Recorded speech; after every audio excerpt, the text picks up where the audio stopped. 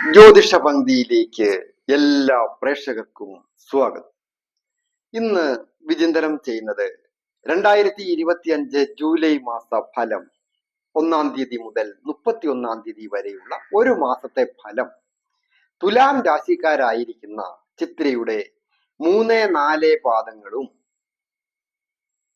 ചോതിയും വിശാഖത്തിന്റെ ആദ്യത്തെ 1-2-3 പാദങ്ങളും അടങ്ങുന്ന നക്ഷത്രക്കാരുടെ ഫലമാണ് പറയുന്നത്. ഞാൻ ഹരികുമാർ, ദേവി ജ്യോതിഷാലയം, കാവുംപടി, മണർകാട്, കോട്ടയം.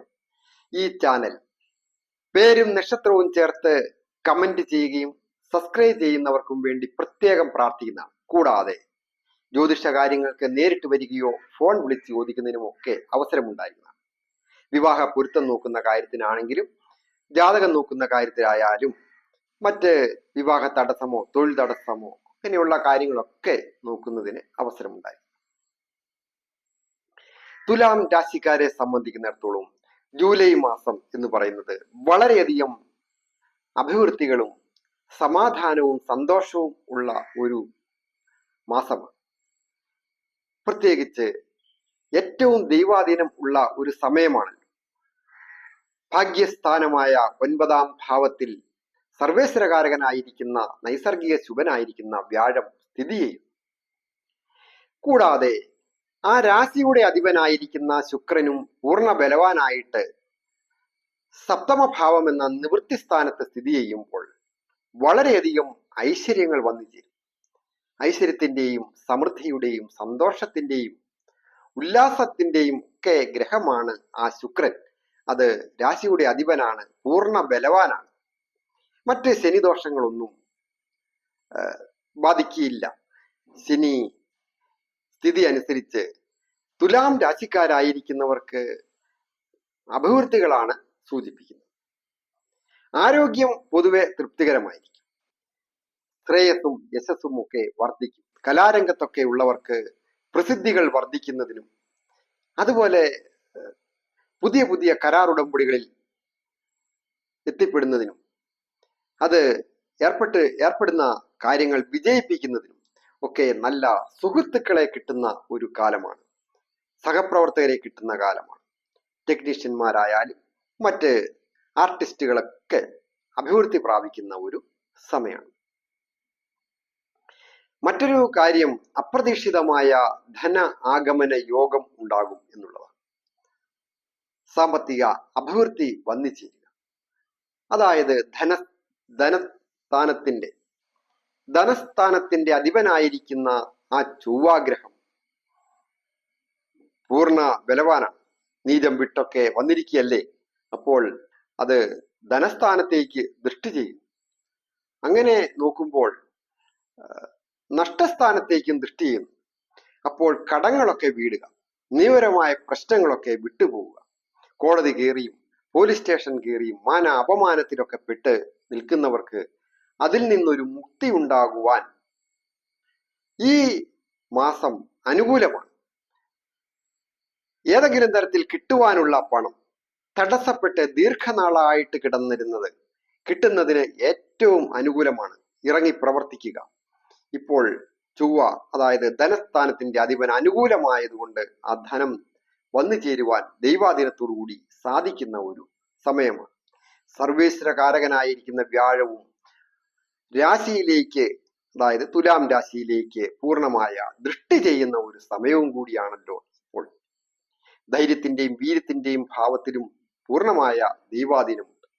കടത്തെ സൂചിപ്പിക്കുന്ന ഭാവത്തിലും ദൈവാധീനം ഉള്ളതിനാൽ കടങ്ങളൊക്കെ വീടുന്നതിനൊക്കെ ഉള്ള യോഗമുണ്ട്. പണം കയ്യിൽ കൊണ്ട് നടക്കുന്നത് വളരെ ശ്രദ്ധിക്കേണ്ട ഒരു സമയമാണ്. അതുപോലെ തന്നെ കരാറുടമ്പടികളിൽ ഒപ്പുവയ്ക്കുന്നത്, ഗൃഹം പുതുക്കി പണിയുന്നതിനോ പുതിയ ഗൃഹം വന്നു ചേരുന്നതിനുമൊക്കെ ഒരു അനുകൂലമുള്ള ഒരു സമയമാണ്. പൊതുവെ അധികാരത്തിന്റെ ഗ്രഹം പൂർണ്ണ ബലവാനായിട്ട് തൊഴിൽ സ്ഥാനത്ത് വരുന്ന ഈ സന്ദർഭത്തിൽ വിദ്യയുടെ കാരകനായിരിക്കുന്ന ബുധനും കൂടെ ഉള്ളതിനാൽ പഠിച്ച വിദ്യക്കനുസരിച്ച് വിദ്യാർത്ഥികളായിരിക്കുന്നവർക്ക് വിദ്യാഭ്യാസമൊക്കെ പൂർത്തിയാക്കി ഇറങ്ങിയ വിദ്യാർത്ഥികൾക്ക്, തൊഴിലിനായിട്ട് ശ്രമിക്കുന്നവർക്ക് ഒരു നല്ല തൊഴിൽ ഗവൺമെന്റോ തത്തുല്യ പദവിയോടുകൂടിയ പ്രൈവറ്റ് മേഖലകളിലോ ജോലി കിട്ടുവാൻ യോഗമുണ്ട്. അത് സ്വന്തം നാട്ടിലുമാകാം, സ്വന്തം നാട് വിട്ടുമാകാം, വിദേശവുമാകാം. അത് അവരവർ തിരഞ്ഞെടുക്കുക, മനസ്സിനിണങ്ങിയ രീതിയിൽ അത് വന്നു ചേരുക തന്നെ ചെയ്യും. വിദേശ കാര്യത്തെ സൂചിപ്പിക്കുന്ന കാര്യത്തിനും വളരെയധികം വിജയപ്രദമാണ്. എന്നിരുന്നാലും അങ്ങനെയുള്ള കാര്യങ്ങളിൽ ശ്രമിക്കുമ്പോൾ അലസത വന്നുപെട്ട് തടസ്സങ്ങൾ ഉണ്ടാകുവാൻ സൂചനയുണ്ട്. നമ്മൾ ഏർപ്പെടുന്ന ആൾക്കാരുടെ ഭാഗത്തു നിന്നും നമ്മുടെ പ്രവർത്തനത്തിന്റെ കുഴപ്പം കൊണ്ട് നമ്മുടെ ഭാഗത്തു നിന്നും ഡിലേ ആയി പോവുക, അങ്ങനെ വന്നുപെടാൻ സൂചനയുള്ളതിനാൽ വളരെയധികം ജാഗ്രതയോടുകൂടി വേണം ആ കാര്യത്തിൽ ഏർപ്പെടുവാനായിട്ട്. വിദ്യാർത്ഥികൾക്ക് നല്ല വിജയങ്ങൾ വന്നു ചേരും. ഉപരിപഠനവും ഉന്നത വിദ്യാഭ്യാസവും, അതല്ല ഇനി പ്രാഥമിക വിദ്യാഭ്യാസ രംഗത്ത് നിൽക്കുന്ന കുട്ടികളായാലും അവർക്ക് വിജയങ്ങളൊക്കെ വന്നു ചേരും. ഈ നക്ഷത്രക്കാരായിരിക്കുന്ന മാതാപിതാക്കൾക്ക് സന്തോഷിക്കുവാൻ പറ്റുന്ന ഒരു കാര്യമാണ്. എന്നിരുന്നാലും ഈ നക്ഷത്രക്കാരായിരിക്കുന്ന, അതായത് തുലാം രാശിക്കാരായിരിക്കുന്ന ചിത്രയുടെ 3, 4 പാദങ്ങളും ചോതിയും വിശാഖത്തിന്റെ 1, 2, 3 പാദങ്ങളും അടങ്ങുന്ന നക്ഷത്രക്കാര് പ്രണയിക്കുന്നവർക്ക് പ്രണയഭംഗമുണ്ടാകുവാൻ സൂചനയുണ്ട്.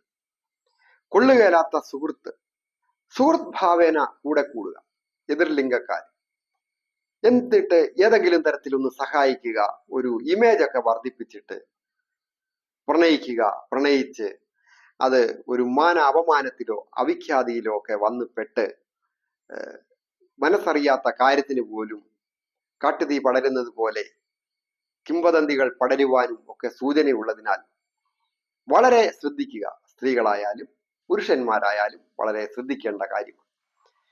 ദമ്പതികളായിട്ടുള്ളവർക്കും വളരെ ഐശ്വര്യപ്രദമായ കാലം. ഉല്ലാസയാത്ര പോകുന്നതിനോ പുണ്യസ്ഥലങ്ങൾ സന്ദർശിക്കുന്നതിനോ ഒക്കെ സൂചനയുണ്ട്. അവസരങ്ങൾ വേണ്ട രീതിയിൽ വിനിയോഗിക്കുക. പുതുമയുള്ള വസ്ത്രങ്ങളും ആഭരണങ്ങളും വന്നു ചേരുവാൻ യോഗമുണ്ട്.